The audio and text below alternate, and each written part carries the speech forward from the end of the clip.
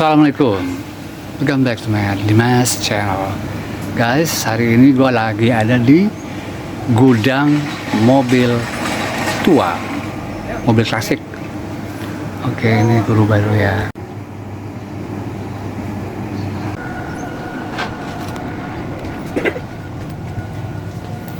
Mobil apa nih? Fiat nih. Oh ya,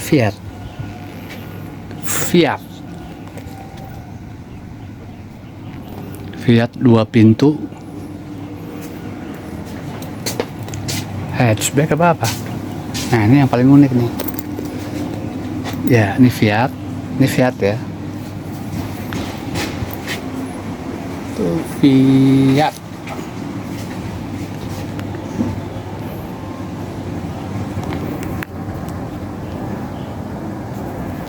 Fiat Coupe. Punya siapa tuh, Don? Fiatnya? Ada satu orang lah, nggak mau disebut. Oh, Dia gitu. jelas salah satu orang gede lah di negeri ini. Iya. Jadi dia pasti lah, ngapain dia punya gituan ya kan? Kecuali untuk hobi. Memang hobi, Pak. Memang Hobi ya. hobi. Jadi benar-benar dia tuh punya prinsip build not bought. Dia benar-benar nikmatin satu-satu kunci segala macam. Jadi dia sendiri dia ke gue nggak ngejar waktu, tapi gue ngejar sempurna. Terus dia ini ordernya lu cari di mana? Ada sebagian yang gue minta tolong dia karena terusnya gue gaptek. Ya. Jadi gue minta tolong, Om, saya butuh Masa lo gaptek apa maksudnya? ya kayak mesen ke luar negeri segala macam. Oh, gagap teknologi HP Ya. maksudnya. Ya, kayak Amazon, pesen Jadi ke gue butuh Amazon. barang apa, gue Iya. pesenin. Nah, tolong deh pesenin, Iya. pasangin. Ada sebagian di sini yang bisa gue substitusi dari mobil lain. Ada yang memang masih ada di sini spare partnya mungkin ya new old stock ya, masih ketemu lah. Spare partnya dibanding mobil Toyota, mobil yang terbaru tahun 2025, 2024, 2020, mahal mana spare partnya? 11-12 karena di sini permasalahannya ini barang udah langka. Iya. Jadi harga itu sudah tidak bisa ngikutin harga pasaran. Kita butuh barangnya ada, kita tinggal nego harga. Kira-kira sesuai kita beli, kalau enggak ya sudah kita coba cari tempat lain atau kita coba buat, kita coba bikin. Gitu.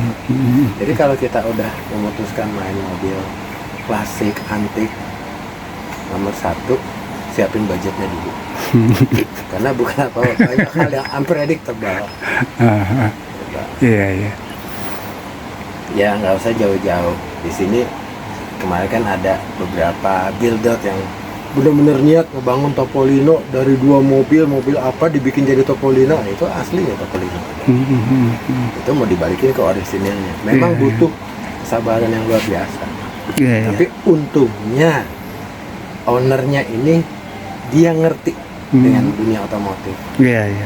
Jadi gue juga enak ngejelasinnya. Beda kalau ketemu orang yang cuma punya duit tapi nggak ngerti otomotif. Oh, itu paling capek. Itu paling capek. Taunya, ya kan saya kan bayar ya. Kalau mau tahu saya bayar ya Bapak kerjain aja sendiri. Gitu. Karena di dunia otomotif apalagi mobil klasik antik, nggak cuma duit yang bicara, seni, kesabaran, ketelatenan, ketelitian itu ada semua. Kecintaan udah pasti.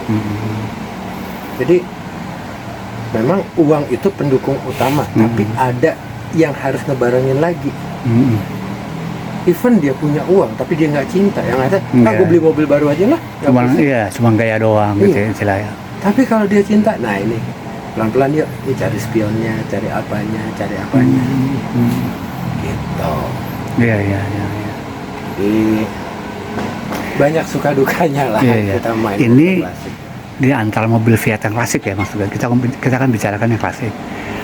Di antara mobil klasik kayak Fiat, Citroen, ada lagi Citroen yang kayak kodok itu, yang tua, yang paling sulit itu mobil Eropa apa yang klasik? Onderdilnya. Kalau mau ngomong sulit, hampir semua mobil klasik di tiap merek kita punya kesulitan. Karena apa? belum tentu pabriknya masih ada karena kan pabriknya udah nggak ada. Oh gitu. Iya. Stoknya juga kagak ada. Udah nggak ada. Atau yang satu pabrik udah nggak ada, yang kedua mungkin pabriknya udah lupa pernah nyiptain tuh mobil. Iya, iya. Nah disinilah Desainernya udah meninggal ya. Iya. Iya. Disinilah improvisasi karena sebenarnya dunia otomotif itu platformnya nggak jauh beda. Kemudian pasti ada beberapa yang persamaan walaupun memang harus ada sedikit modifikasi, tapi kalau dimodif bisa dipakai.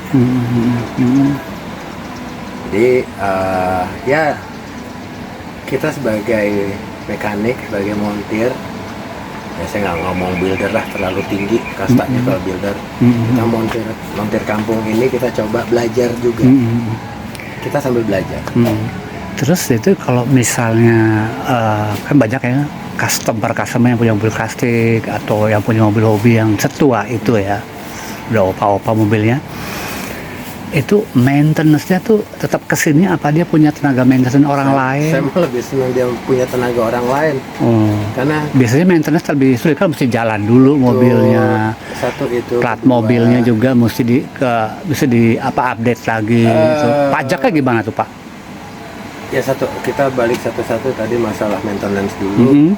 Saya lebih cenderung senang kalau ownernya juga punya mekanik lain untuk maintenance-nya. Ya nggak usah dikit-dikit ke bengkel deh, mana yang bisa dilakuin sendiri di rumah dilakuin deh sendiri di rumah. Gitu. Kalau masalah pajak dan segala macam saya nggak ngikutin karena itu kan langsung tanggung jawab dari owner ya. Jadi kita bengkel ini hanya sekedar merestorasi atau memperbaiki atau menservis. Jadi kami untuk masalah surat menyurat ya itu urusannya dari owner, bukan urusan kami. Iya. Surat menyurat masalah legalisasi ya. Betul, legalisasi maksudnya perpajakan yang kayak gitu itu tanggung jawab dari pemilik. Legalisasi legal, cuma namanya pemilik orang hobi pasti legal kan ya. Jadi maksudnya masalah perpajakan itu masing-masing ininya. Di sini cuma untuk benerin mobilnya aja ya. Maintenance mesin-mesinnya hardware ya. Merestorasi aja pala kami udah mau meledak sebenarnya. Aduh ini nggak ada, itu nggak ada, ini kemana nih? Ini gimana? Kita buka lagi, coba lihat lagi apa? Kan sekarang ini lewat, alhamdulillah udah gampang ya, lewat buka Google, buka YouTube segala macam, kita bisa lihat yang aslinya tahun sekian seperti ini. Nah kita coba cari. Terus di sini dulu gue ngeliat Mercy tua tahun 1958 di sini ya. Terus Mercy yang 1958, 60, 70, 80 sama Mercy Batman itu juga ada, gue pernah lihat. Nah itu akhirnya sekarang ganti lagi jadi Fiat gitu. Itu permintaan customernya atau penghobinya itu memang dia kesini, apa memang lo kenalan, apa memang ada di Google, kita bisa googling itu Doni spesialis mobil klasik, mobil opa-opa. Saya dapat dari kenalan dari mulut ke mulut. Dan saya sendiri kan sebelum memutuskan menerimanya saya ngobrol dulu. Kira-kira orangnya gimana, punya kriteria tadi nggak? Apakah sekedar punya uang atau memang dia memang benar-benar gemar, memang benar-benar cinta. Kalau sekedar punya uang belum tentu saya terima juga.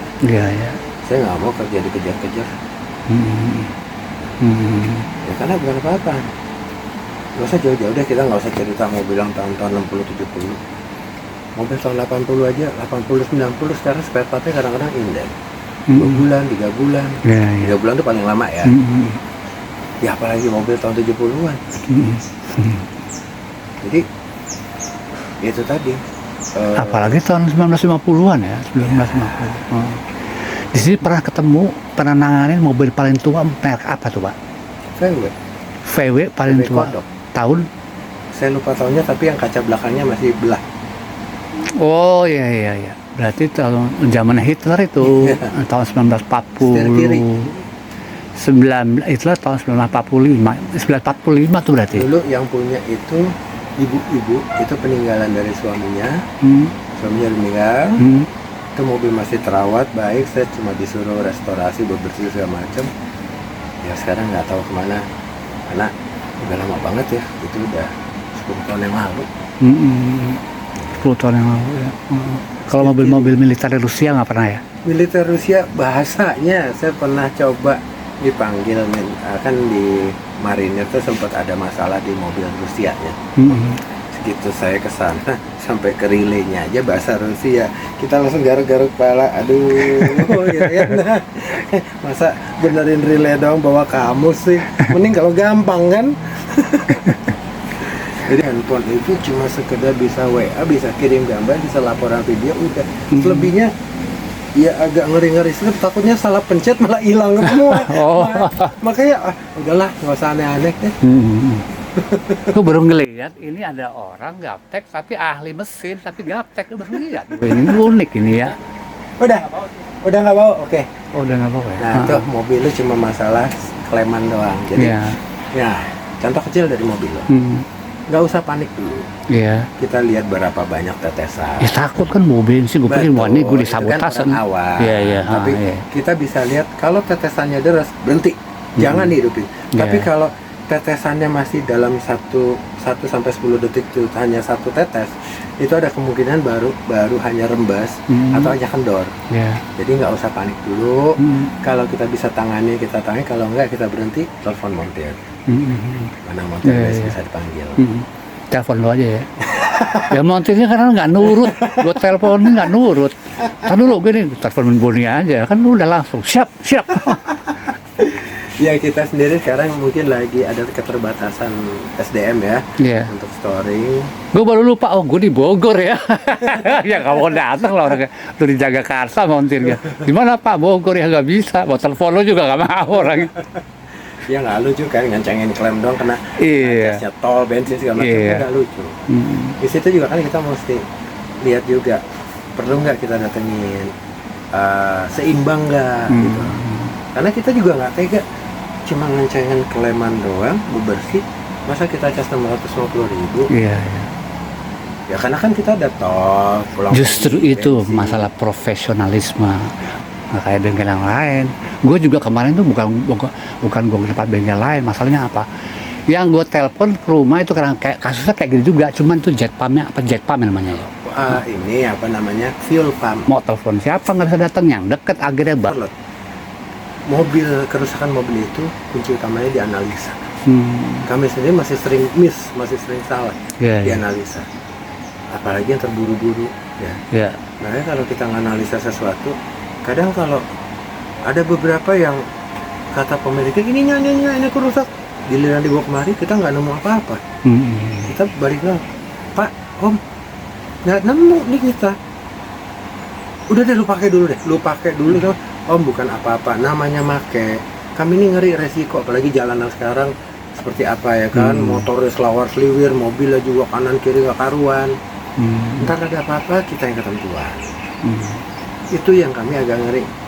Saya kalau ngetes tuh malam hari udah sepi baru saya keluar, saya keliling.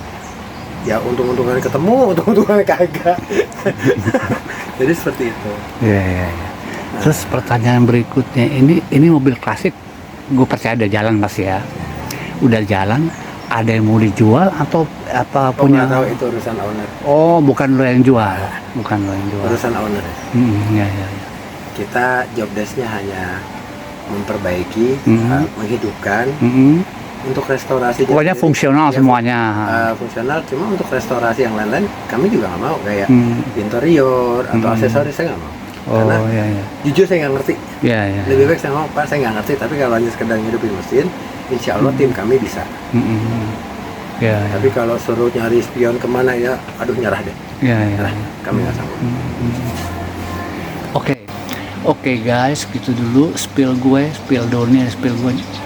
Mobil gue bisa di-spill ya, mobil gue. Malu gak? Ya, mobil gue belum jadi nih.